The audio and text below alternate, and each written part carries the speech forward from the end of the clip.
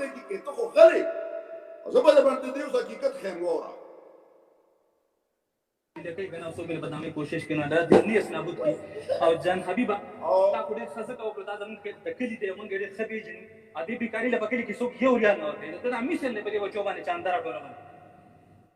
په دې باندې میشن دې چاندار ټولونه به غیر تا ولا ول چاندار ټولونه